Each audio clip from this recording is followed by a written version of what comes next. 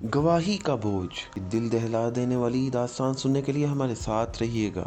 رات کے آخری پہر گاؤں کی فضا میں ایک عجیب سا سکوت تھا۔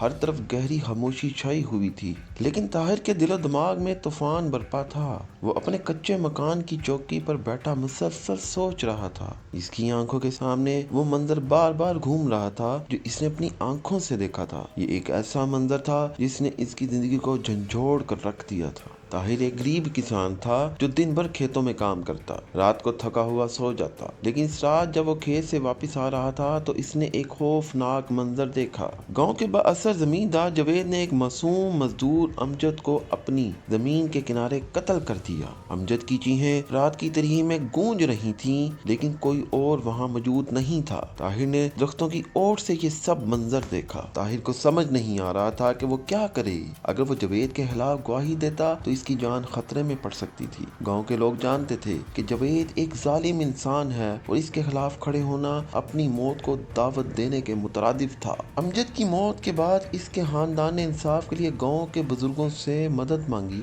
لیکن بزرگوں نے جاوید کے خوف سے کوئی قدم اٹھانے سے انکار کر دیا۔ امجد کی بیوہ اپنے 2 بچوں کے ساتھ در در کی ٹھوکریں کھا رہی تھی۔ ہر بار جب وہ انسان کے لیے فریاد کرتی تو لوگ اپنی نظریں جھکا لیتے۔ ایک رات جب طاہر اپنی چھت پر بیٹھا تھا تو اسے امجد کے بچوں کی معصومیت یاد آئی۔ اس کا دل بے چین ہو گیا۔ وہ سوچنے لگا کہ اگر وہ گواہی نہ دے تو ان معصوم بچوں کا کیا ہوگا، لیکن ساتھ ہی اس کے دل میں خوف بھی تھا کہ جاوید اسے اور اس کے خاندان کو نقصان پہنچا سکتا ہے۔ طاہر نے فیصلہ کیا کہ وہ اپنے ضمیر کے خلاف نہیں جائے گا، چاہے کچھ بھی ہو وہ گواہی دے گا۔ اس نے اللہ کا نام لے کر اگلی صبح گاؤں کی پنچایت میں جانے کا فیصلہ کیا۔ گاؤں کی پنچایت کا دن آیا۔ جاوید اپنی پوری طاقت کے ساتھ وہاں موجود تھا۔ اس کے آدمی ہتھیاروں سے لیس تھے اور اس کا چہرہ غرور سے بھرا ہوا تھا۔ رابعہ اور اس کے بچے ایک کونے میں بیٹھے تھے، آنکھوں میں آنسو اور چہرے پر مایوسی۔ جب بزرگوں نے پوچھا کہ کیا کسی نے امجد کے قتل کو دیکھا ہے تو طاہر نے کانپتے ہوئے قدموں کے ساتھ کھڑے ہو کر کہا، ہاں میں نے دیکھا تھا۔ طاہر کے اس اعتراف نے پنچایت میں ایک ہلچل مچا دی۔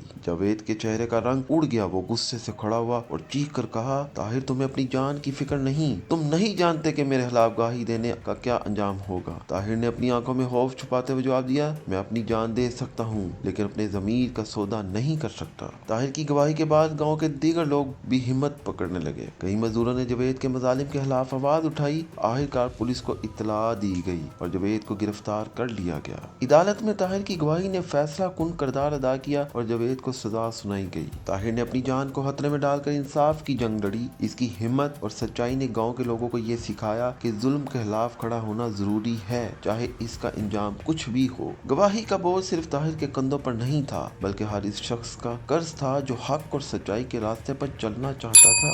یہ کہانی ہمیں یہ سبق دیتی ہے کہ حق کی راہ میں مشکلات آتی ہیں، لیکن اگر نیت صاف ہو اور دل مضبوط ہو اور اللہ پہ ایمان ہو تو انصاف کی جیت یقینی ہوتی ہے۔